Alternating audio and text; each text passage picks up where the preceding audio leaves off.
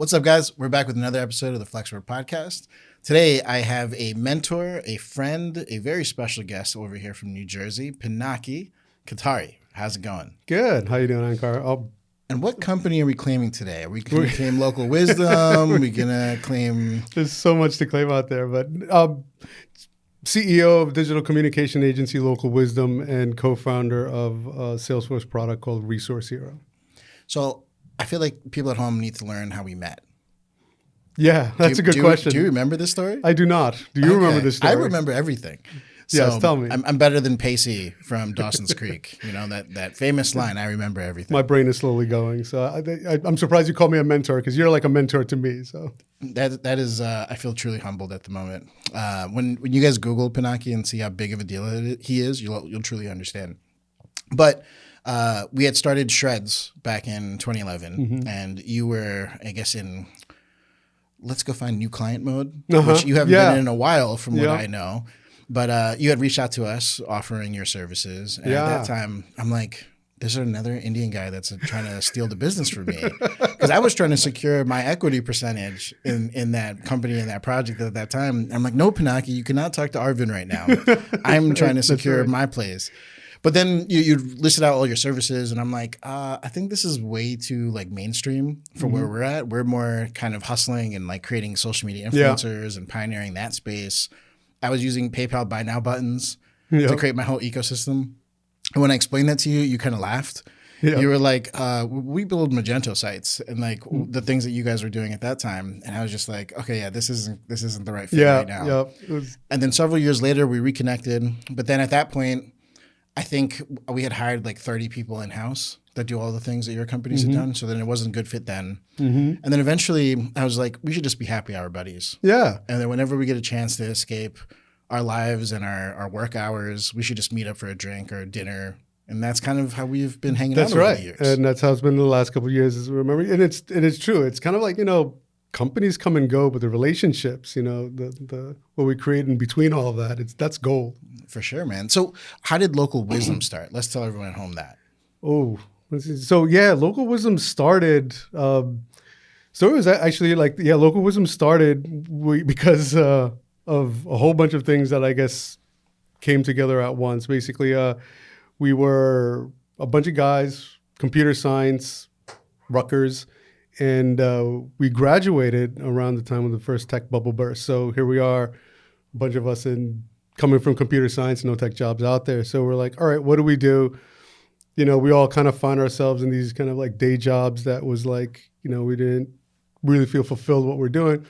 So kind of one of us had kind of started this idea of doing this kind of coalition of like technical folks along with design folks. And for me, like I always wanted to be an engineer growing up, but then like high school came around and I was like, Dad, I want to be like a designer, a poet, a writer. And he was like, no, you're going to go with engineering.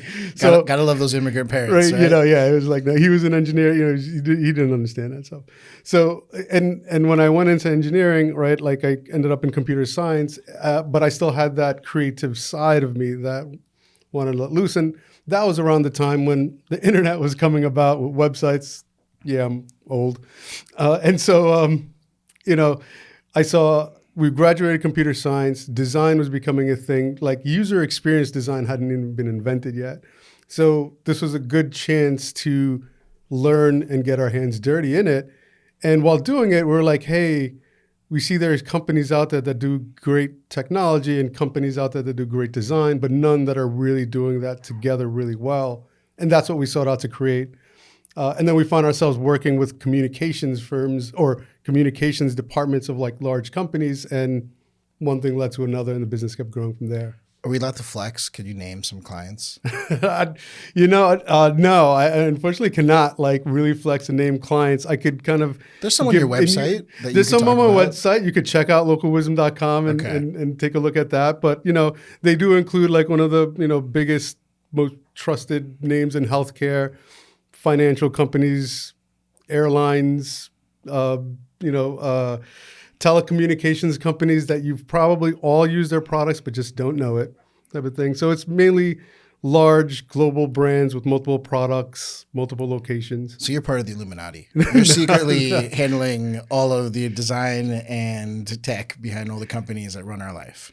No, there are other people that do that. I'm just kind of like working around them, working, around the systems and things like that. But no, I can't claim to be the Illuminati. I get to hear things every now and then and hear stories of things that have happened, which is fun and interesting. So I'm glad I have that. Man, I wish this podcast was about those stories instead. But we got to take this opportunity to talk about you and what you've accomplished in your life, because it is quite amazing. So this whole app, this resource program, let's talk about that. Sure.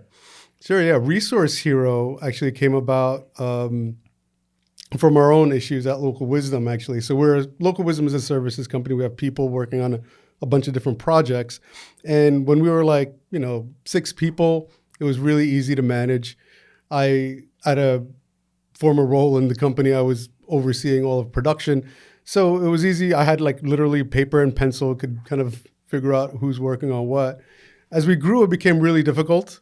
And I had real trouble answering the question, who can we take on this project next month? And there was no great solution out there. So we started building one. I ended up working with a consultant who used to work for my cousin at the time for a major banking company. My cousin made me promise that I would not hire this person. But then one thing led to another. My cousin ended up working in another department, and then I was able to bring my co-founder on. And basically, we started building this app specifically for Local Wisdom, and then realized that there's this whole storefront and marketplace for Salesforce, and then put it up out there and went into business together. And the product essentially helps service companies forecast out their people's time, so we're not burning them out, or we're kind of getting an understanding of how busy we are. And then a whole bunch of features built on top of that. So without breaking any confidentiality, is there a favorite milestone in your career so far that you could talk about? Oh, wow. Favorite milestone. This is quite a fitting question. One, next year we're about to celebrate 25 years. So 2025 will be 25 years of Local Wisdom. And, one favorite milestone is really hard to jump by. So I've been kind of thinking about different things throughout it all. Things jump out of my mind as one, the serendipity of getting into this business, getting into this company, of just a connection, just like you and I came together and was like, hey, let's go check out this movie. And that was Sean Venkat who introduced me to the whole thing. So that's kind of one of those interesting moments too. Really, when we took on launching mobile apps and mobile games, when the iPhone first came out, and doing things like getting on Mashable and being interviewed by the Google Android podcast and things like that, to getting into VR and bringing that stuff together. Those are kind of notable moments. I also have notable moments of real struggles when we kind of hit dark times, and how we've had to turn or stop the spiral from going downwards, stop it, and then turn it the other way around to really uplift things. So I'm really grateful for even the downturns that have helped me kind of level up to new heights. And right now, I think I'm most proud of the culture that we have set up in the company. And it's kind of really amazing to see a group of people team up together, have each other's backs, and some level of unlearning that new employees have to do as they're used to certain things. And we're no, that's kind of not a thing over here. Yeah. The unlearning thing is quite an interesting part of being a manager, and realizing that people have some bad habits from college, or they have some bad habits from a previous company that they were at, or trauma from the previous company that they were at. So I think we've talked about this during our happy hour hangouts a few times, right? But at what point in your career as a manager did you feel like you discovered empathy? Because creating this Simon Sinek type of HR approach where people come first, creating this whole Gary Vee approach where the CEO works for the employees. Yeah. You were one of the guys that talked about this with me very early on, before I even understood it. And then eventually when I did understand it, I was just like, these guys were all right. I should have listened to them a long time ago. Oh man, that's funny. Yeah, when it actually hit me, I think as in a lot of things, there's like a bunch of little kind of milestones that happened that then like kind of added up together. One was from a client perspective. We're working on a lot of external communications, dabbling into marketing and public relations, where some of our clients were then taking that and saying, how do we create an initiative internally to communicate that internally? And so we started working on internal communications and then started falling into or understanding the people who are handling internal communication. So these are the folks that are like spreading knowledge, culture throughout the organization. It felt like these folks are like the heart of the organization. Like how could everyone kind of function together without having a cohesive system like that? And how underfunded that system was mind-boggling to me. So I kind of felt this interesting passion to work on this arena. At the same time, I think some of that kind of downturn that I was talking about that happened where the culture at our organization wasn't that great at some point. And there was definitely some mistakes that I've made. Like I think I was probably a much more arrogant dude way back when, probably when that story that you're talking about. So you're probably right back then. I don't know. Yeah. But like, it was a much more different me. And like, there's a story around like how my internal comms manager, my talent manager approached me with saying that, I think you have an understanding of what the culture is like here, but I don't think that's exactly what it is. And we did a series of things to really dig into that. And what that did to the culture was amazing. It created this level of trust, accountability, respect, and teamwork that then kind of trickles out to not only the coworkers, but the clients. And so that affected like revenue, that affected sales, that affected a lot of different things. Those are a few things, yeah. So with the 25-year anniversary, how many people have been here the whole 25 years? That's a good question. We're going to be actually looking into that. Because there's got to be a good number of you. There is a lot. Because I think on our biggest, we were probably about 55 people. And I kind of like think through like the number of people that we've, had the pleasure of working with who've like set things up in the organization that still live today, which is, and I'm gratefully, I'm incredibly thankful for that. Right. So, cause, one of the things about local wisdom or the culture is that like once LDub, always LDub. So, you're always a part of the culture, even if you're not with us. So you're inviting everyone who's ever worked for LDub to the 25-year party, right? Exactly. That's the idea. That's probably a big group. We're gonna have to get the guest list together and see what that looks like. And right now, Brielle, my marketing manager, and I are just in budgeting season, so we're contemplating what the heck does that look like. I'm the spender. My partner is the saver. Together, we keep each other normal. So you're not new to podcasts. No. And you have your own podcast. Yeah. Are you still putting out episodes? I don't think I've seen one in a while. We're doing the seasonal approach. Okay. So season 1 was actually last year, and we're planning to do season 2 around this time, but workload just got a little bit too crazy. So season 2 is slated to start recording mid-February. So we're excited about that. And you and Brielle are cheating on me with another podcast studio? Is that what I hear? Well, they were there first. Okay. So, now you get to meet Brielle and talk to Brielle about it. So we're going to see if that there could be a breakup from that other studio. It's budgeting season. So what has it been the experience for you putting out a whole season for a podcast? I mean, people must bring it up in conversation. How's that been? Yeah, it was really interesting because I've been I've been a speaker and for a while, and I gotta tell you, man, seeing your headshot come up in LinkedIn on a post that you didn't even post, it happens way too often. Right? Throughout my entire career of being on LinkedIn, I'm like, oh, there goes Pinaki with another piece of news. Yeah. No, Yeah, that's funny. Thank you for saying that. It's like every month there's at least 10 different posts that have your face on it. And I'm like, Pinaki didn't even post this. Who is talking about this? How does this man have time to be on another show or another public speaking gig? Yeah, it's...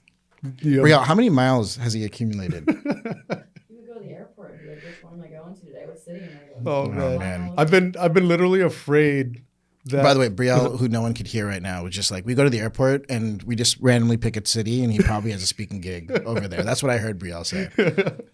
Dude, I've been on the way to the airport because of where I live and like really got scared. Like, oh crap, am I going to the wrong airport? You know? Stop it. Yeah, because it's like I'm right between Philly and Newark, so I pick whichever one is better in that time. But it's just like so much. I was like, I'm on my way to Philly. I'm like, oh shit.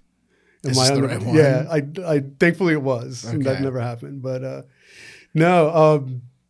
Yeah, you were asking me about the podcast. And what was interesting about that is that I've been a speaker for a long time, but podcasting is different, right? And especially in like this conversational setting and everything like that. And it was like a different voice. One of the biggest things I learned was really embracing the serendipity of the conversation and whatnot. Because our podcast was just myself and another co-host, and there's really no guests.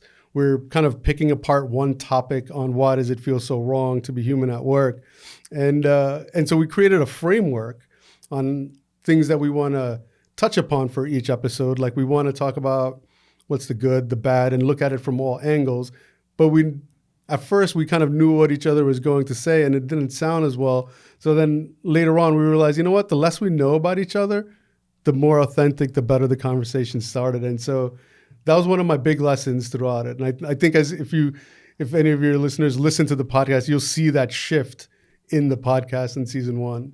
I'm excited for season 2 for that. Yeah, season 1 was interesting. The first couple episodes felt raw, but I could see that you warmed up as you kept going throughout that season and everything you were going to talk about. The weird thing for me that happened when the first time I did a podcast back in 2018, it was called We Make Supplements because I was pretty famous for making supplements and I was working with the manufacturer at the time. Yes, you were. And I'm at a giant expo in Las Vegas. And this is one of those expos where people from all around the world fly in to meet brands and like potentially buy them and start distributing them in their country, so on and so forth. And I don't know if you've had the pleasure of dealing with like Dubai sheikhs or like from the Middle East, like where there's like security guards behind them walking with AK-47s and like, the whole thing, right? So I'm in the hotel lobby, like at these expos, there's always that one hotel lobby bar where everyone's hanging out, networking, so on and so forth. I don't have a drink in my hand. I'm like kind of just walking around saying from one meeting to the next. And from like the top of the stairwell, there's a Dubai sheikh that screams my name and is pointing at me with like 3 or 4 guards behind him with AK-47s. And I'm like, great. I talked to someone I wasn't supposed to talk to. I'm like, my whole life is like flashing before my eyes because he's now running down the stairs to me. Okay. He screams, "We make supplements, right?" And I'm like, yeah. And then he starts quoting stuff I said in the podcast. Wow. And I was like, this is crazy. This is a whole different medium of like, I mean, I wouldn't call it fame, but like recognition of expertise or thought leadership that really blew my mind. Yeah. Have you had anything like that happen? Yeah. Actually, when I was getting into this thought leadership stuff, I was like, one of the first things was I was invited to speak at a guest lecture at a college course at the College of New Jersey. And I was talking to a marketing course about user experience design. And I don't know, or I don't remember what I said, but I said something and I saw every student's head go down and their pencils went up and they wrote something down in total unison. Totally not planned, but I was just like, holy crap. Like I just like moved everybody and I said something important enough that they all felt that they needed to write it down. And that was a special moment that I'm like kind of imparting something that I've learned through my experience onto someone else. And if that could help them out, that's a wonderful thing. And we have no idea what you said. I have no idea. So I totally everyone can't listening remember. right now can't have this moment where they need to It's note only it down. for those students at that day. And if you find one of them and look at their notes, maybe you'll get it. Fair enough. All right. So at this point of your career and your level of accomplishments, like, is there a Pinaki book? Oh, man. There's lots of thoughts on that. Spill the tea, man. Yeah, lots of thoughts on that. I don't know if most people know this. I've always wanted to write a fiction or a science fiction. And I have some like ideas in my mind for that. One of these days, I'll like find that discipline to kind of like get it out. I think I've started it a few times, but like not ended. There is some kind of like self-help-y type of books, type of thing that are in my mind, really kind of around being uncomfortable and being comfortable with uncomfortable in a way, and that I think is kind of like necessary, or I could see it being useful out there for folks. And yeah, like those, and then there's this kind of like the concept of like, have I lived a life that has enough stories that people could draw from that could help them out to kind of go the into? answer is yes. Is that right? I don't know. I have to ask people Of course you about that, have. things like that. Yeah. You just started name dropping 20, 30 minutes ago some clients that you had that you've adjusted. After that, you're talking about you're standing in front of a whole college class and like they're all immediately writing stuff down. Of course, you've had enough life experience where people would learn a lot. The real question, in my opinion, kind of comes down to, if you write the sci-fi, are we going to sell it to Bollywood or are we going to sell it to Hollywood? Who's going to get the rights? Oh, that's a good question. Because Bollywood's making. I might talk to you movies about now. that. Actually, I might have to like leverage your understanding and your wisdom on that one, because that's a good one. We're just going to sell out. Whoever pays the most, we'll get the script. Yeah. Okay. It's epic. It's epic. for one. So there's so much that we can learn about you on the internet. Tell us something we can't learn about you on the internet. Oh man, it's wild. There's a lot of stuff already out there. I've been starting to get back into DJing. So I've been like this Stop bedroom it. DJ, but I'm starting to put that stuff out there on the internet. You got like too. turntables out and everything? Yeah, well, one thing, yeah, I don't know, you might find this out on the internet, but one of my biggest regrets in life, in high school, I got into DJing and turntablism. I saw the movie Juice, and I was like, I need to do this. And the dumbest mistake, I guess, or the thing I regret most in my life is selling it, thinking that I need to not concentrate on my studies and stuff like that. The turntables. The Like the turntables, deck that you had. the two turntables and and some of my records I kept my favorites, but they were actual records at the time. So like several years ago, I kind of bought back a controller so that I could like mimic two turntables and the deck using the computer and But mix Pinaki, MP3s. it's not DJing anymore. The deck does all the work for you now. It does a lot of the work. I still consider it, I guess, DJing, but I'm like, holy crap, like you have so many more cheat codes in front of you now. It's like, you know what? Remember playing video games? Like playing Super Mario Brothers was so much more difficult than playing like one of the new Super Mario Brother games today, right? We only had 3 lives. I mean, you're able to save your progress now. You're right? able to you save- couldn't right, save yeah, your progress exactly. back then. We'd just be up for hours, days at a time until we beat the boss. But you at are the right. level. DJing now, I could just push a button and it auto syncs and things like that. So after like, I think being a DJ today, you have to come to grips with what cheats you will use and what you will not use. And I think there's a constant debate on that in the community of DJs right now. I mean, this is definitely a turn from talking about local wisdom. But we've talked about this, right? I was a DJ for like 10 years. Yeah, of my life, right? exactly. You know what I'm talking about. It's crazy though. There's some DJs from back then that are still DJing now. And I've gone to their parties back then thinking like, wow, you're a terrible DJ. Like, why does anyone pay you to do anything? But then I go to their stuff now. I'm like, wow, you're actually pretty good. Maybe you finally got good. And then I realize it's not them. It's the hardware. It's the hardware started doing all the work for them. Like I'm watching DJs now because now I'm interested because when I don't go to parties as much as I used to. I need to hang out with you more. But now when I do go to parties, I'm like looking at the DJ. What are you doing? And I do see some of them. They're mixing and remixing pre-mixed stuff already on both turntables, and I'm like, wait a minute. Yeah, this is too good to be live. I was like, yeah, this is too good to be live. This is more production than it is DJing. So I try to play that nice balance between production DJing and live DJing. So with all this improvement in hardware and the DJ side of the world, I'm sure that's affected local wisdom and like the apps and everything else that you're getting involved in. Is there anything that's noteworthy or worth talking about on that side for how local wisdom has changed over the years? Yeah. And it's definitely because, when we started, like said the internet was just like a thing almost, right? And so we used to do so much from scratch, like from build apps from scratch or sites from scratch, our own content management systems from scratch and everything like that. And now there's so much more out there. So we've shifted a little bit. We still do from scratch because there are certain times where we have a need to build something that's not already there. But there's so much stuff that you could pull out, customize, and implement so quickly that we're starting like throughout it. Now we're working with more partners and some great folks that we're working with there. And then there's like the AI thing that just kind of hit everybody and stuff like that. So now we're like, training our own training bots or AIs on our frameworks, and how do we use that to like totally speed up all aspects of the business, which is wild. So we just got this new tool in our company that I'm going to flex about a little bit. Flex.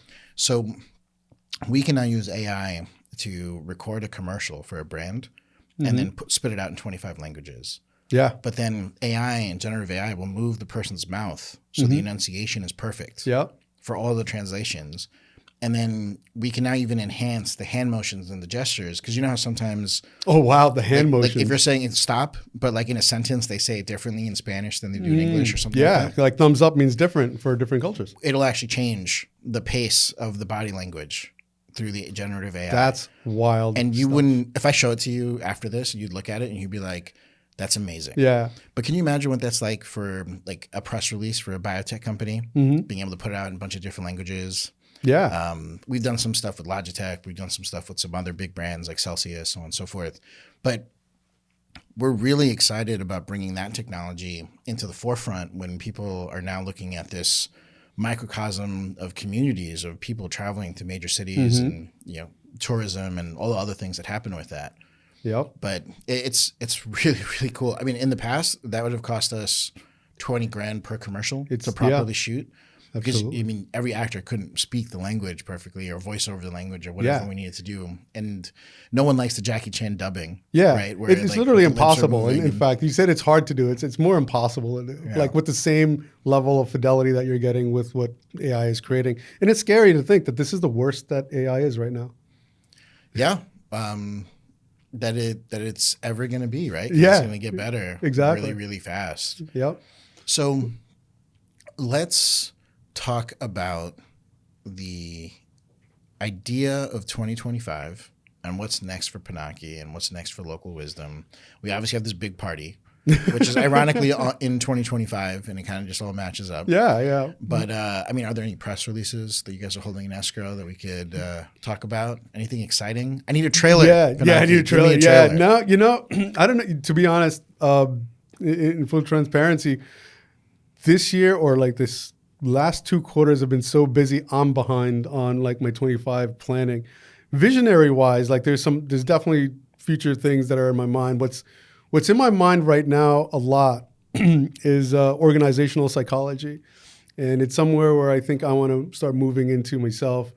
This kind of concept of like what really drives like good teamwork and good production within a team, which includes like innovation and things like that, and what hinders that. And like I'd love to dig in, pull that out, and see like how could we harness that even more. So I'm thinking about more kind of getting into the research side of things, getting a little bit more into the academic side of things to see if I could pull out some more research and work with academia a little bit more on that. So that's something in the works there. From a company standpoint, Local Wisdom, where the vision is, or it has been set in motion, we're kind of continuously taking this forward, is to build this agency as a home for what I call unicorns.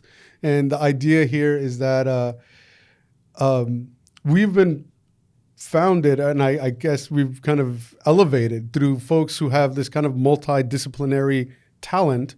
Of course, most of us have like this kind of one real expertise, but then there's these other disciplines that we could grow. And that's really special. Like we could do a lot of different things. And what happens at most other companies that I've seen when you have talent like that is on one side, you're either kind of put into this box saying, this is all you're doing, this is all we're expecting of you. And it's It's wild. And on the other side of the scale, it's kind of like you're our golden goose, and we want to squeeze every last thing out of you. And neither of those kind of like work well for that person. So what I intend to do is build an organization that's a home and nurtures these types of talents, because local wisdom has always been just a manifestation of all the talent that's kind of come into it. And because the world changes, like we're not the same, we don't offer the same services and the same talent that we did 10 years ago, 20 years ago, because the world changes and we change with it. See, it's super thoughtful, but a terrible trailer. So we're gonna try one more. That's why I need you, and that's why I need Brielle in my life. So what we're gonna do is I'm gonna ask you what you think your superpower is, and I'm gonna ask you what you think your super weakness is, and be vulnerable. Because I have Brielle here in the background, and she will call you out if you don't tell us the truth. I'm gonna lie just to see if she does call me out. How about that? Brielle, scream as loud as you want to. So my superpower. She's just getting I feel like I just want to give her the mic right now and stuff like that. What would you say? What's my superpower, Brielle? Why don't you scream it out? He has an incredible way to bring people together. I've Together. never seen anything like it. The way people gravitate towards him, the way that he makes people feel comfortable in their own skin, just everything. All right. So he's an anime hero. Everyone just wants to follow him into battle. There's a story for that. So okay. I guess so. And true. Thank you, Brielle. I appreciate that very much. Wait, do you agree? I do. One of the reasons for that. It's very self-aware. Yeah. Mindfulness has been a thing for me for the last, 10 years now. So, but for me, unity has been a really big thing for I guess maybe the last 7-8 years actually, and it has to do with my mom. And in her passing, I was kind of giving the eulogy the night in the funeral, and the night before, I was asking my family, what is it about my mom that you all feel we would like to talk about? And they said that she loved having people over, people together, hosting things and things like that. And I was like, unity. And I felt deeply about that. I felt deeply about talking about that. And then after kind of giving that talk, that eulogy, unity became a deep part of me. And I just really do love bringing people together. And even serendipitously, because beautiful things happen just bringing people together. Much better trailer. But what is your super weakness? Chickpeas. They try to kill me. I'm allergic to chickpeas. Wow. Avocado over here. So oh, really? No avocado I did not know that. But yeah, being Indian and allergic to chickpeas is a problem. It's outrageous. No. Yeah. If I had to, my super weakness, and always working on it, I am an overcomplicator, and I'm working on that. By that, I'm an ideas guy, right? Ideas just come, and they just keep coming. And even if I want them to not come, they won't. They'll just keep coming. And so I have the ability to build upon ideas, which is great. And you get really great creative stuff. There's also a lot of stuff that's on the chopping block, right? That don't work out. But in the midst of all of that, especially when working with people, I have to be mindful of how much I'm overcomplicating a situation because I could make it into something that's just impossible, right? So mindfulness again on that aspect. So I guess that's a weakness that I'm working on, not overcomplicating things. How's he doing on that, Brielle? It's a super power to the weakness because he will tend to bring people together and whatnot. She said he's doing terribly. He hasn't learned anything from his life lessons yet. No, she actually said something really sweet, but you guys can't hear it. But Thank you, Bill. Thank you. I appreciate you. I wonder if Julian will appreciate this. I think my superpower and my super weakness are the same thing. I have superhero complex. And it's this idea, like they say Superman, where he's got his mom falling 100 miles away over there and Lois Lane's falling 100 miles on that end. And in his brain, he truly believes he can save them both. Yeah. So, there's the versions of this. Right? There's the versions of the story where he does save them both, and there's the version of the story where only gets to save one. And there's that tragic loss. Yeah. And so on and so forth. We need drama. I think that's what my superpower and super weakness is. What do you think? I think that's a very fair assessment. Jillian said you're absolutely correct. Yeah, because when you can only do it if you believe you can do it. But the truth is, I don't feel like guys like you and me reach the levels that we do if we're not truly like dreamers and believers and like truly empower ourselves to know that we're capable of doing those types of things. Yeah. It's definitely been a struggle because, you know, if you go too far in one way, you know, there become some narcissistic tendencies and things like that, right? And so, yeah. I mean, when I call myself a Photoshop god? Well, you know, that's okay. I mean, that's okay. Photoshop guys, god. You heard it today. Pinaki said, I am a Photoshop god. I got my trailer. Yes. Yeah. This is perfect. I think that's okay to call yourself a Photoshop god and whatnot type of thing. Just, you know, it's just when and especially when you're kind of like, you know, like with this understanding that like, you know, there's brilliant people out there, whatever. It's just when you get this complex type of thing, this real complex, right? Like Superman, right? As you kind of bring up that example, like he'll still work with the team really well, right? And so that's the kind of, I guess, difference there, right? Like if you have this kind of complex and it's kind of stopping you from helping people or working with people, that's something to look at, right? Yeah. I'm definitely not Batman. I'm definitely more Superman. So Clark Kent, it is what it is, man. I support you till the day I die. But I don't know if I could always save Martha and Lois at the same time. I think, you know, if you're Superman, you could go around the world that fast. You know, I think you can. Well, for those enemies out there that keep trying to throw kryptonite at me, we're going to keep fighting until the day we can't fight anymore. That's right. That's right. Just avoid the kryptonite and the chickpeas. And avocados. Do you have any questions for me? Let's flip the script because you have your own podcast and you used to interviewing people. Yeah. Well, you know, I guess in, you know, yeah. So you mentioned the podcast. Well, why does it feel so wrong to be human at work? What are some of the things that like you've approached that are like, man, we have to unlearn this, or like, why have we been doing this way for so long? What are some of the things that come up in your mind when it's like that? Okay, so I think this idea of a hybrid work environment was very hard for me to accept and understand for a very long time. Mostly because, again, who doesn't want to hang out with Superman, right? If you're the guy that can teach and you're the guy that, you know, gives people a reason to follow, like why would you want to be at home in your sweatpants when you can't be around this aura and this energy and so on and so forth? I think I quickly learned that there are people that need to be inspired on a regular basis, and there's people who don't need to be inspired on a regular basis. But understanding that in today's day and age, it's not my choice anymore to decide who should be inspired and who shouldn't be. It's up to them. Yeah. And so when they tell you the answers to those questions, it's your job now to remove obstacles. Yeah. So if they do need to be inspired, there's multiple ways to do it. They don't necessarily have to be right next to me. Yep. You know, in that age-old clients from hell version where your hand's on the mouse and then your boss's hand is right over the client's hand's right over your hand on the mouse. Yep. Like you don't have to have that, right? There's other ways to remove those obstacles and deal with it. That's definitely not sustainable either, the type of way. But it wasn't easy because I don't know whether it's ego or whether it's just like you care so much where you just want to grow and evolve everyone around you. And you also get energy from other people, right? Yeah. Like because it's a source of energy for you. For sure. Because I know you to be around other people. So so it kind of goes multiple ways too.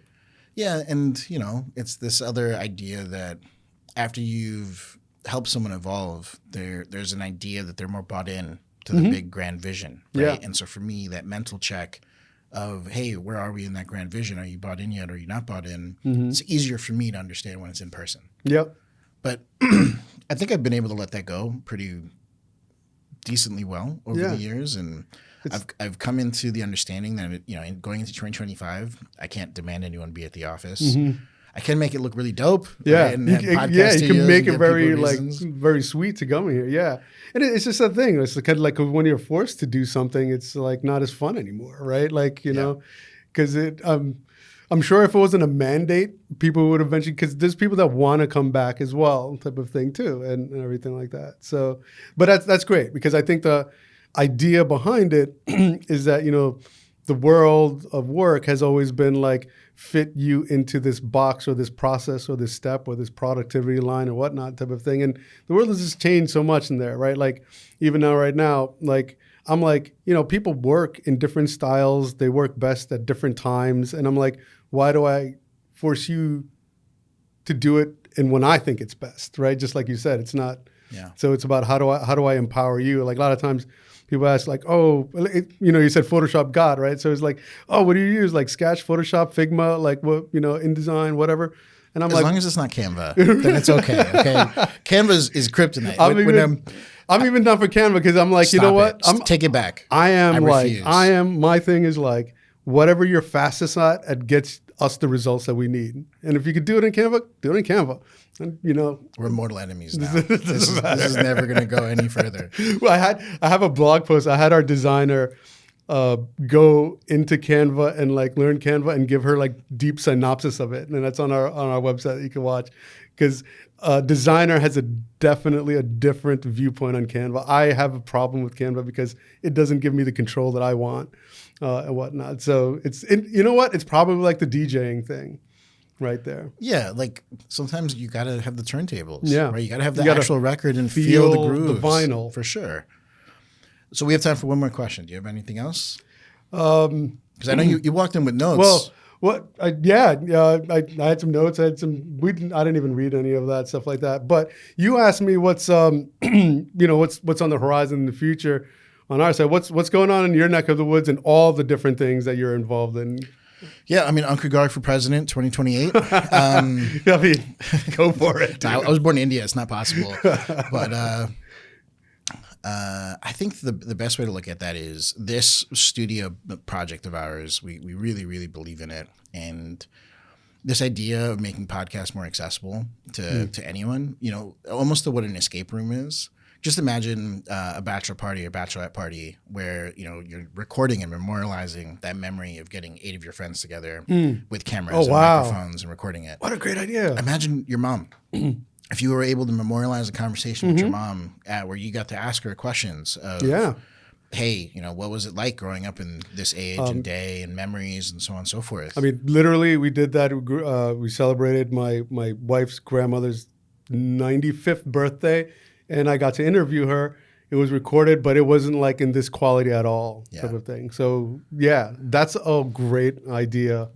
It's not going to be the moneymaker for us, but making it accessible and an option is something that I think I'm truly passionate about. And so getting this business to a point where there's enough podcasts that we're producing, I think we're going to get to that point in the next 3 to 6 months that it allows us to do the $75 an hour opportunity for like the grandmother interview or for the bachelor party. Yeah.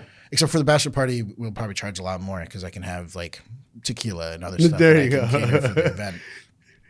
That's something we're truly working to build very hard over here. I really like that idea of like the bachelor party or the wedding podcast or something like to that effect. That's really interesting. Yeah, the pre-wedding and post-wedding podcasts are going to be very different vibes, right? Exactly. There's a whole series of them. A wound-up groom and bride and then a very relaxed groom and bride at the other end.